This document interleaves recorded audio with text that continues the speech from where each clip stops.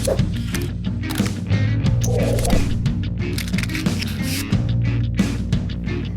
listening to Staying in the Game, a Plum Dragon Herbs podcast where we have conversations about mindset and techniques for staying at the top of your game.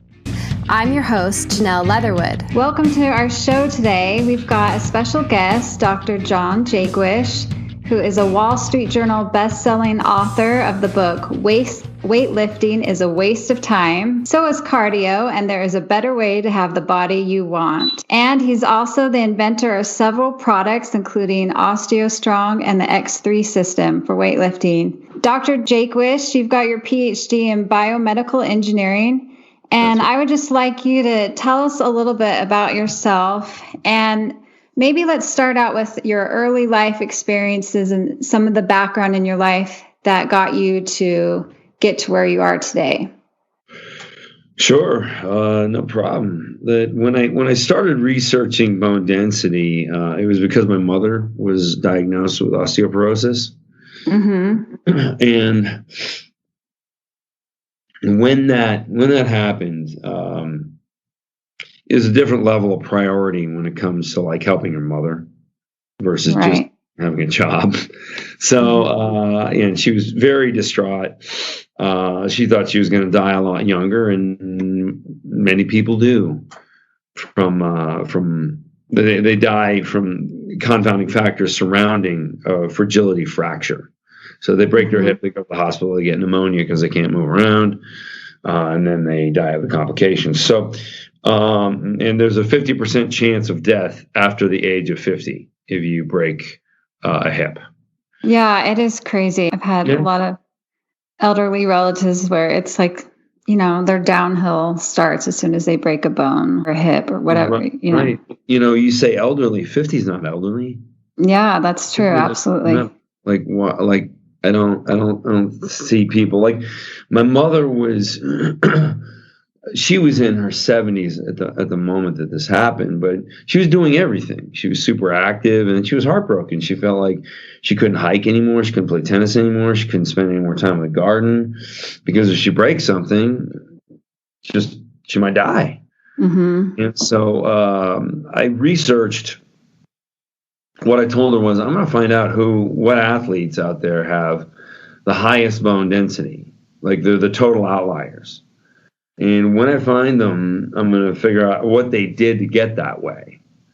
And then, maybe we'll learn something from that and we'll go from there. And immediately, I did a literature review on high levels of bone density in different sports. And I found the outliers almost immediately, and they were gymnasts. So it had to do with high impact force. So you can lift weights all you want. You're not getting anywhere near what a gymnast does. Gymnast gets 10 times their body weight sometimes on a dismount from the uneven bars. Right. Nobody squats 10 times their body weight. Most people can't squat 2 times their body weight. So yeah, like I realized that impact was just such a powerful stimulus we were getting, but we were all avoiding it. Because you always hear low impact exercise, like walking is fine. That's nonsensical. That's like saying aspirin is good for headaches. Here's 1 milligram. Milligram will do nothing. It's not anywhere near the effective dose response. So once understanding this, I thought, okay, that's where the recommendation resistance exercise will improve bone density. Well, it's completely untrue when you look at standard resistance. But if somebody were to make a medical device that would apply force in the manner you absorb force in a high impact incident, well, then we could get the benefits without the risks. And so that's exactly what I did. So that medical device was tested, University of East London, through the University of East London at a hospital that was right down the street, called the Stratford Village Surgery. And this is in London. And they they ran the tests and collected the data, and they came up with an incredible study. And it became crystal clear to me when some of the physicians who ended up being in the test group, some of them were in the control group, but some were in the test group, and they would ask, like, how is it that, like, we can tolerate such high forces? Because we had a postmenopausal population loading their bodies with 5, 6, 7, 8, 9 times their body weight. Mm-hmm. These people had never exercised before, and they were just becoming incredibly powerful because they were having bone adaptations. Now, there's some muscular adaptations that were happening too. But what I realized was that the reason we can't lift what we can absorb is different biomechanics in different positions. So when I looked at the impact biomechanics, I realized they were 7 times more powerful than sort of the stretched position biomechanics or the inefficient position. So if we have a 7-fold difference through the range of motion of a weightlifting exercise with regard to output capacity, then why would anybody ever lift a weight that is a static mass? That makes no sense. That's a waste of time. Worst stimulus. Because the way weightlifting works right now is we just overload joints and underload muscle. And that's a quote from Peter Attia. That's why he hasn't been a fan of weightlifting. He does it, but he does it very light. And he does it in a safer manner than most. But I would argue, you go light, you just end your results right there. There's no getting away from heavy. You need to put heavy loads on the body. You just need to be strategic about it. So, and then that's what I came up with, is a strategic way to place force on the body so that the force goes up where you are stronger and it goes down where you are less strong. So how does it feel? Like, I mean, what are you feeling when you're using it's a hard exercise. This medical device? Quick. You only have to do 10 minutes a day of this method. But when you completely exhaust, it is like a new definition of exhaustion. Mm. It's powerful. But it's all you need. You only need one experience. And anything in nature, it's one stimulus and then an adaptation. The idea that we do multiple sets with weightlifting is just a monument to how stupid weightlifting really is. Mm-hmm. I don't know if you said it's hard to describe. The audio kind of cut out for a little bit when I first asked you. So, I mean, like, are you feeling the force or is it? Oh yeah, incredibly so. So, how does an elderly person tolerate it better than? I mean, I can imagine they're able to tolerate it better than a gymnast trying to do a gymnast move, but. Yeah, like describe what type of feeling. Well, I mean, older people are weaker people, but they're not worthless. So they can, the scale of what they will use, like when I do a chest press, I hold 500 pounds at the top. As I move the bar closer to myself, it becomes 300 pounds. And then as I move the bar so that it's really close to my chest, it becomes 100 pounds. Mm-hmm. But they're just going to pick a different resistance. It's not the same magnitude, but they can already do it. Like I think one of the problems we have with the treatment of the elderly is we give them a dumbbell that 2 kilograms or something. They use more strength putting their shirt on in the morning, but sort of like. We're getting activity confused with progress. And we put them through almost like a play that looks like a workout, but it's not. Yeah. So everybody does a golf clap at the end and the guy walks away and he goes, I didn't do shit. Mm-hmm. So we need to stop doing that. That's not doing them any favors. It's probably based on the liability of the facility, which I do understand that. But I think older people need to understand that they need to get as heavy. Well, heavy is relative to them. if heavy is 20 pounds, well, then it's 20 pounds. It's 500 pounds for me. But it doesn't matter. It's got to be relative to them. They really have to take the musculature to fatigue. Mm-hmm. They can do that. So they don't have, is there any range of motion at all, or is it just a resistance? No, there's a full range of motion. Okay. Isometrics don't really do anything. That was like a myth of the 1960s and 70s that somehow is coming back. But if you do like a literature review, if you look back at the history of isometric research, it does nothing. Yeah. It's missing out on a lot of things. There's no hypoxic moments. There's no sarcoplasmic fatigue. There's really no myofibril fatigue unless you're using a very specific range of motion. So like a wall sit will do nothing for you. Mm-hmm. Nothing. Interesting. Yeah. That's an interesting comment. Wow. Okay, so where do people find this medical device and what is it called?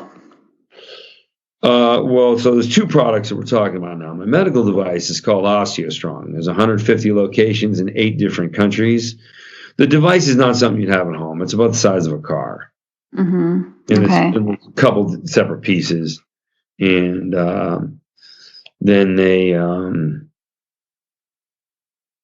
You need to go to one of these clinics, and they only have them at Osteostrong. So I gave an exclusive license to that company. Mm-hmm. And then the other one is a home product called X3, and they can just get that online at x3bar.com. Okay, and so will you get, like, what's the difference in the amount of benefit you can get from the home product versus going to the clinic? Well, the clinical product is for bone. Mm-hmm. The other one is for muscle. So they're very different. Completely different. Okay. Yeah. So the X3 bar is for muscle. That's right. Okay. And I was watching some videos and some other content where, some top athletes are using this. Yeah. So like there's a lot there's about 30 professional athletes on the website, including so you can count on the pictures, about 30, but one of those pictures represents the entire Miami Heat basketball team. So they use it exclusively, as well as the other guys on there.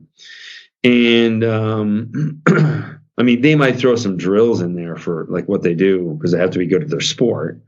But for the most part, they're 100% X3. And so those are the people who are just cool enough to give me an endorsement without me paying them anything. Mm-hmm. I do know there are like 10 to 20, depending on how you judge, like a top athlete in their sport that use X3, and they're just not associated with the company. They just went and bought one. Mm-hmm. Wow. Yeah.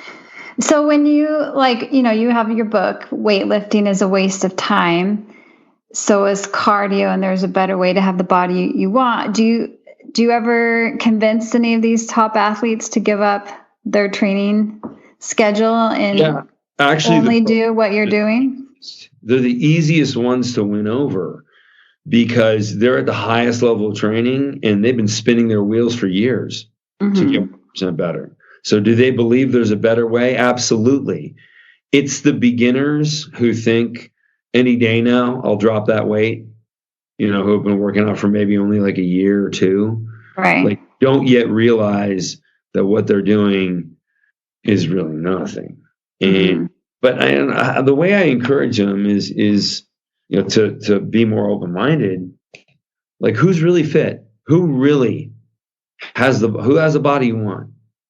Like, is it 1 out of 600 people? 1 out of 6,000?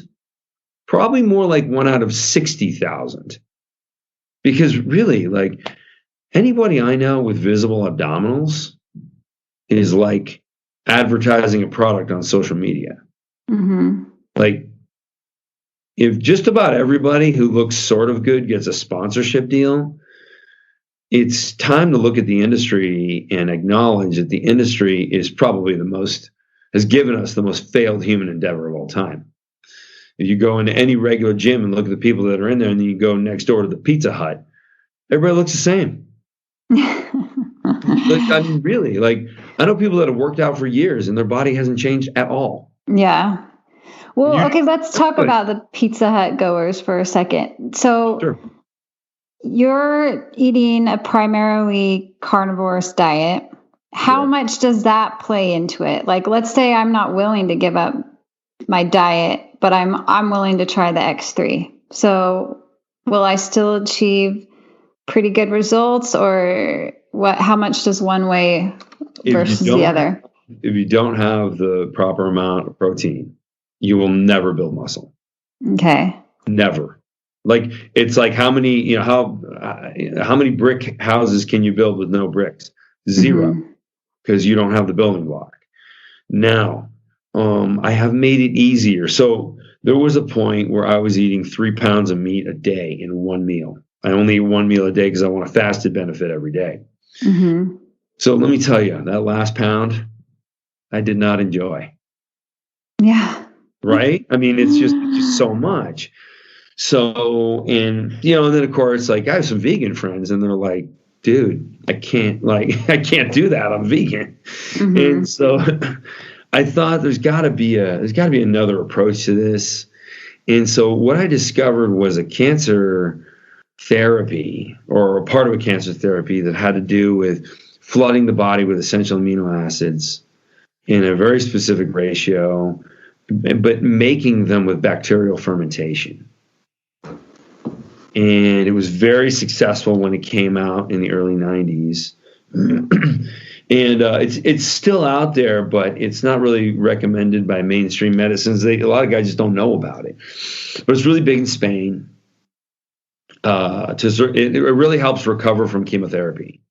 Okay. So, like, when chemotherapy first came around, there were a lot of people that died of the chemo. Of course, nobody wrote it down that way.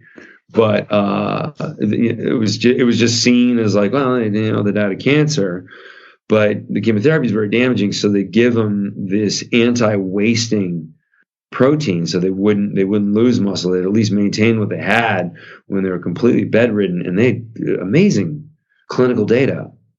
And so what happened was their patent ran out, and I went to these guys and I said, hey, what about this for a fitness audience? And it was funny because they said almost the same thing as everybody else who I've talked to about the fitness industry. Oh, the fitness industry is full of stupid people. You won't convince them anything scientifically.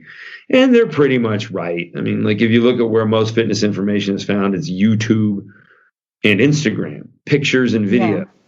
So they were right in that just going and going to a fitness audience. So pretty much who I target that product to is just busy professionals. Same thing with the X3, busy professionals and athletes, because most of the time, most people aren't on the internet to talk about fitness. It's more like they want to talk about how smart they are. And it's like if you're unwilling to learn, which people who are on the internet to brag, they're not there to learn. If you're not unwilling to learn, then there's nothing, like, you won't ever make progress. So just get lost. So we targeted a very different audience. And sure, there's pushback, but not from those who read the scientific documentation. And also, like, I can tell you the people who benefit from it the most, and I know you started by saying with this question, it's like, what if people don't want to change their diets? Well, what they do is they replace their protein need with this bacterial fermentation, which is vegan friendly. Yeah. No animals were harmed in the creation of this product. So when you have that and you can replace all the protein, then anybody can build the maximum amount of muscle. And that's okay. Now, with their other nutritional choices, I would urge them to avoid things with oxalates and inflammatories, because that's just going to hurt their joints and inflame every cell in their body, which of course can encourage different types of cancers and things like that. So now I eat a tiny amount of red meat, and that's like all I eat in a day. My entire daily calories might only be like 1,000, and I'm 200 pounds. So you're saying, when you say you're eating a tiny amount of red meat, are you saying you get your protein from elsewhere? Yeah, from the product, the bacterial fermentation. Oh, okay. And I'm looking Fortigen, right? I'm looking online. It's called Fortigen. Yeah. Okay. TAGEN. So that really helped a lot of people who didn't want to eat a huge amount of meat. Mm-hmm. Also, I know people think eating all meat is controversial and it's like cancer linked, and this is all untrue. There were some heavily biased studies done with people who they found a group of 1,000 people who ate an Oscar Mayer hot dog every day for 40 years. I'm not kidding. And they had a 2% greater chance of colorectal cancer. Yeah, they probably had a 2% greater chance of dying for all kinds of things, because if somebody eats an Oscar Mayer hot dog every day, they're not doing it for their health. Yeah. They also probably smoke more, drink more, do more hard drugs, checking sex with prostitutes. I don't know. You can probably make a whole list of people who don't give a shit about life, because the only person who's going to eat an Oscar Mayer hot dog every day is that guy. They didn't control for any of that. I should be a spokesman. It's like hilarious. It's like, so you designed this study so that it would fail for meat eaters, I see. It's like, sadly to say, every time I drive by a Wiener Schnitzel, it's like, is that place still around? Like, I've never even been there. They use organic meat now. I wanted the same thing, so I walked into one. And it's like all organic meat, and they have gluten-free buns, and it's just like, oh, well, okay, I can see this working. It's a health food now. Here's what gave you and I like a heart attack is they didn't change their logo. So you feel like it's the same old Wiener Schnitzel, the nitrate meat. It's just not that. Yeah. Okay. It's really funny. That's funny. Yeah. All right. So you've got your amino acid protein packed. Is it a powder or? Yeah, it's powder. You just mix it. Okay. Tastes like pink lemonade. Tastes like what? Pink lemonade? Pink lemonade, yeah. Oh, okay. All right. So this, I've taken people through kind of a little journey where we were first talking about osteoporosis and a better way to treat it, get off the dangerous medications. And you talked about your Osteostrong clinics. And then there was a little bit maybe confusion that I interjected because I didn't realize we're talking about two totally different products, with the X3 bar, which is geared toward muscle. And we talked a little bit about the athletes that use that. And then how it's really necessary to do that in tandem with a protein-focused diet. Is there anything else that you would add to that mix for getting strong and fit? You really got it all. It's really to the two things. It's a superior stimulus, which you will get with X3, and it's very hard to get anywhere else. Like, people ask me, well, can't I do this at home without like your product? Well, I don't want to be just hustling the product, but I mean, think about it. I wouldn't have bothered inventing something if you could just do it at home. Mm-hmm. Right. Sorry. But it's a home gym that'll outperform any home gym. It'll outperform the Olympic Training Center. It works so well. But it's $550 and it fits in a drawer or a bag. So you can like literally put it in a bag and put it under your bed. Like, you don't have to remove the X3. The X3. So I feel like it's the cheapest home gym alternative, and it works so much better than anything. But this isn't targeted toward bone conditioning, correct? No. Okay, so what if you need to do some bone conditioning? Because like a lot of our customers are martial artists. They're into iron palm training. They want, iron fists, strong arms, forearms. What can you do to harden those if you aren't close to one of your other clinics, the Osteostrong clinics? Well, the Osteostrong clinics would help them, definitely. Mm-hmm.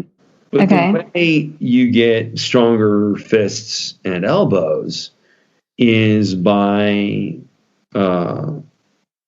basically creating microfractures in the bone by hitting usually bamboo. So you actually crush the bone matrix in the outer cortex, and it grows back as what you would call a calcium deposit. So it's almost like putting a callus on your bone. And that's how bars build bone that is so powerful for striking. But it doesn't mean they're fracture resistant. It means they're fracture resistant in that one little spot. But yeah, if they want to be able to punch their bricks and stuff, you got to build that up. Okay. Yeah, I mean, like they already have the formula for that. It's like bamboo, like actual hard structure. Okay. Like I read about this and I found the writing to seem hyperbolic. I thought it was just BS. Like, no way. Like, they're not actually crushing the bone. And then I went to a kickboxing academy to actually take a couple classes. I want to see what they would have me do. And so they had me, go and do it. And I'm like, okay, we might deaden some nerves so you don't feel it as much. But no, I watched them do it, and I watched how they instructed me to do it. It is literally creating microfractures. Well, and a lot of people know that, in order to get a little bit more conditioning and recovery from that type of training is they use, our products, which are Dit Da Jow, which is a liniment that's good for, seeping into the skin and even into the bone to get that extra nutrition where they need it. Sure. So we'll have to send you a sample of our products so that you can take a look at it as well. Yeah. But beat myself up so I can really experience it. Yeah. No, that sounds great. I'm excited to try that. Well, good. I want to talk a little bit more about recovery and strength now, since I brought up this topic. So I think I heard you talk on another podcast how you do load up on some carbs after a heavy workout, but this isn't something that you recommend for amateur athletes. Do you want to clarify that? Sure. Okay. Carbohydrates have no value to the human body. None at all. In fact, fiber is completely unnecessary. Like, the concept of fiber keeping you clear is sort of like, oh, my toilet's plugged up. Let me throw a towel in it and flush the toilet 10 times. So you don't add more, more solid matter on top of solid matter to get a pipe unplugged. Like, just the basic logic is not even there. So fiber is not necessary. And then when you eat a mostly meat diet or all meat diet, almost nothing goes through you. Your body uses almost 100% of what you eat. So bowel movements become very small. Not that was your question. On recovery, using carbohydrates after a heavy workout. Yeah. So right after the workout, and you can even do it right before the workout, because I've heard some people complain about heartburn when they have really high blood flow, and then they have some carbohydrates, and it just doesn't, like, it's being maybe used so fast, there's an acid response. So, but either way, you want to pair the carbohydrates either before or after with the workout because it gets stored and processed as glycogen. It replaces the glycogen that just got used. And then what I do is, I don't load up on it. Like, I have like 80 grams, which is not much, to replace that glycogen. But then I also mix that with a vasodilator. So take a vasodilator supplement or medication, like epimedium. That's used in Chinese medicine. That would be a good vasodilator. Or you can just go for the prescription level and take a Viagra. It does have performance benefits that are incredible when you pair them with carbohydrates in a workout, and then you stretch afterward. And this is a way to create hyperplasia. This is the splitting of muscle cells. This was once thought impossible. So that's the only way carbohydrates are really used with me. Other than that, they're not even a macronutrient. They've been misclassified. The amount of carbohydrates you need to take in to sustain and thrive in life is 0. That was actually published in the U.S. Food Nutrition Guide in 2005. It's a textbook. So I guess the guy from Kraft and the guy from Nabisco had that day off because Kraft and Nabisco want everybody to be vegan, not because it's good for you. It's also because they know vegans don't eat kale. They eat cookies and cake. Yeah. So, right, because vegans, they can't live without processed foods. So they don't have a resistance to processed food. So guys like me, Kraft and Nabisco don't like it all. They got nothing for me. But well, I think there's probably some vegans who would take issue with a little bit of what we just said. I think so. I mean, I'm staring at a book right now that my son brought home from junior high, In Defense of Food by Michael Pollan. Have you read that? No. I'm just wondering if we got you in a room with this omnivore, okay, what you guys would, how you would battle it out, like the nutrients that you get from plants, a primarily plant-based diet, and what would you say to that? I would say a lot of those nutrients, you can't prove that we need them. Yeah, they're there and we're calling them nutrients, but do we need them? Are you sure? Because there's no study that's really been able to determine much, with the exception of iron, B12. There's a handful that we definitely need, but there's a couple others that even if you're in deficit, your body will make it itself. Like when I'm low in vitamin D, my body just starts making vitamin D. Mm-hmm. Especially now that I've gone carnivore. And also, let's remember, vitamin recommendations, the best information we have right now, the best, is that was done with expert opinion in the 1950s, which is the lowest form. You couldn't even publish a paper based on expert opinion now. But here's a study was done at University of Florida by a researcher, a friend of mine. His name is Jason Calton.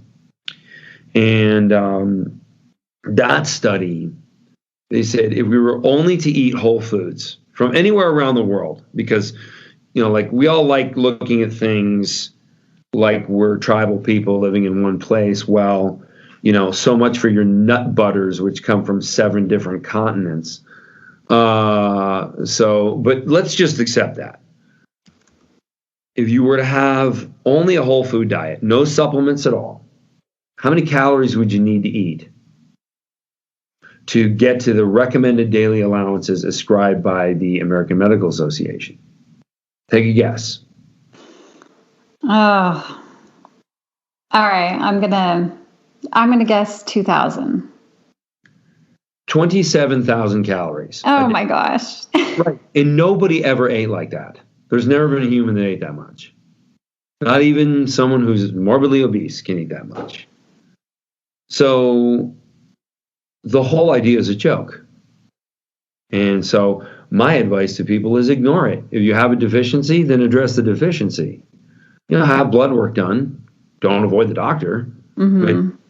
But when they say, you're low in, some vitamin, just be like, well, okay, I don't feel like I'm missing anything. I'm performing at a high level. Another reason I want everyone to get involved in some sort of athletic endeavor, where it be just X3 training, just for maximum strength and musculature and aesthetics. Everybody wants to be prettier.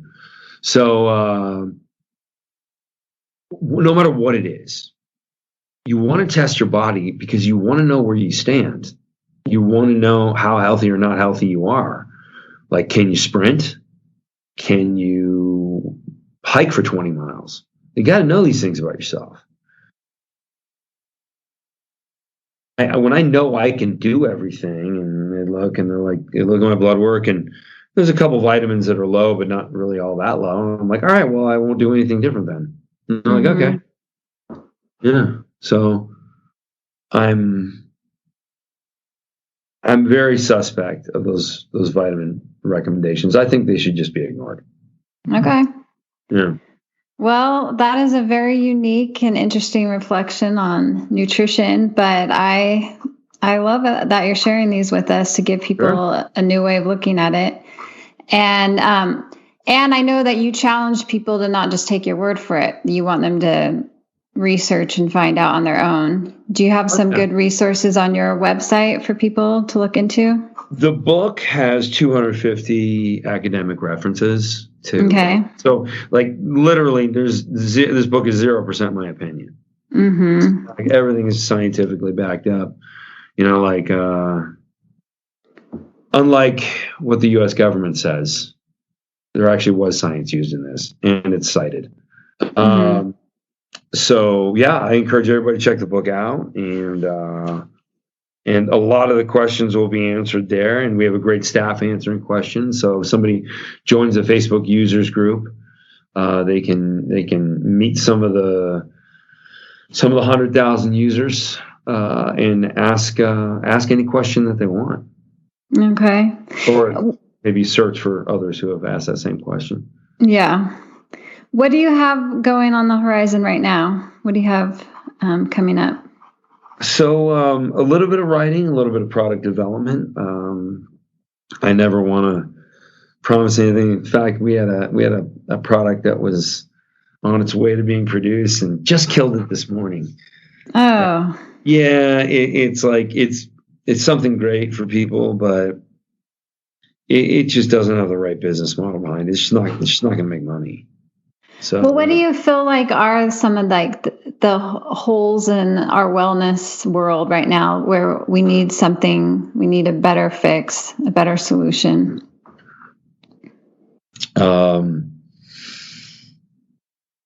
It has more to do with eliminating than adding, but I'd say finding substitutes for some of the snacking habits that we have. Yeah, like why do we need to have cheese and crackers when we have wine? Like, do we really need to be eating? Like, this is an hour before dinner kind of thing. You know, I go to a lot of cocktail parties, and it's like, you know, wine's in my face, and I'm politically active, so like I go to these events, and it's just like, can I just have a glass of water? Mm-hmm. I know all this stuff is free, or my donation paying for it, but I'd rather you just give it, you know, to the candidate or the charity instead of spending it on expensive hors d'oeuvres. Like we're in this kind of perpetual lifestyle where we're constantly engaged in like grazing. Yeah. That shouldn't be like that. And so I think some of the general activities we do should be changed up. Do you ever catch yourself eating for pleasure, or have you been able to eliminate those cravings?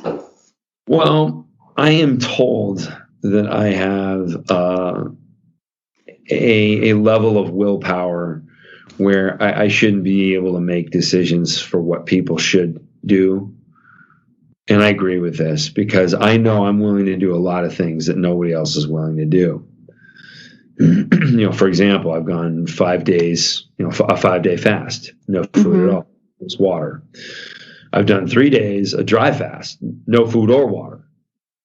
I don't think the typical person is going to do that. And I went years with eating absolutely nothing but meat. I've added in a couple of things because I'm trying to come up with a recommendation that's easier for, there's no pun intended here, but easier for people to swallow. Because when I say, yeah, I have you know, one big meal, it's just meat, and then I don't eat anything for 3 days, and then I repeat that process. People are like, you eat one meal every 3 days, you know, and they're just like, they get halfway through the first day, and then they eat a large pizza. Yeah, because they just can't. Right. They think they can't. Like, I hear the word "can't" all the time, and my general attitude is just grab them by the ear and throw them in a cargo plane, get up to altitude above the Amazon jungle. We parachute in the jungle and say, listen, man, we're going to eat what we kill. And it'll probably take a couple days to hunt down the first animal. So you can kick and scream here like a child, but I'll just leave you here to die. And marching out of the jungle on foot. So don't break anything. Have you done any of that kind of real world coaching? I have by myself with guides, but this is one of those discipline things that I'm good at and others aren't. So we might have the beginnings of a new reality show if you're up for it. It would be great if I could just take someone who just their favorite word is can't. They're a perpetual victim. Everything is somebody else's fault. This is like almost everybody I see on the news. It's the news is now the victimhood Olympics. I'd love to take these people and do that with them, but I'm pretty busy running a company right now. Yeah. All right. Well, for those who say they can't, do you have any little bitty bits of advice for people who are only willing to take some baby steps toward bettering their health? Of the things that I recommended, some of them are exercise-based, some of them are nutrition-based. Tell me the ones you can start today and you'll never look back. And they usually say, I could do one meal a day. Like everyone's done that like by accident. Like you're flying somewhere, international, long flights, you land and then, you sleep for a couple hours, you wake up and eat breakfast and you realize you went like more than 24 hours without food. Did you die? Usually the answer is no, especially because they're there to answer the question. So, we do that all the time without thinking about it with air travel. So I know everybody can go 24 hours with no food. And so you're drinking water, and it's a lot easier if you're distracted, if you're sitting at home. Like I understand the weight that people put on during the lockdown because they were bored. When you're bored, like a lot of people like to snack. So one thing I do is I don't keep any snack foods in my house. Okay. Like the only thing there is steak in the freezer and then steak thawing out for tonight. Yeah. So which might be hard to do in a house with teenagers. Well, it wouldn't be hard for me because after they wipe their tears away, I just say, all right, stop being a sissy, get to work. There's no choice. Yeah. Humans aren't meant to snack. You're not a bird. You're not a cow. Get to work.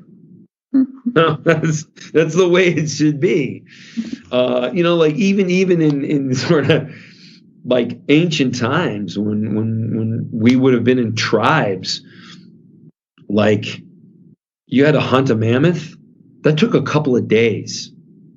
You think people brought snacks with them? You think they had their little hydro flasks so they could stay hydrated?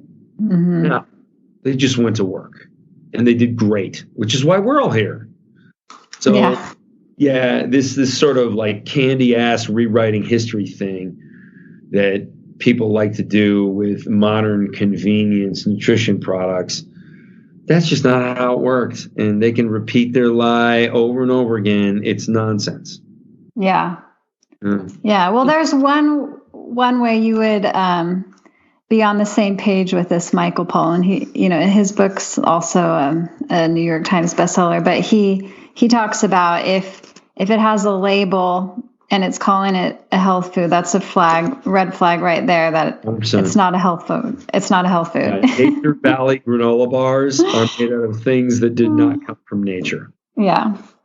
Yeah.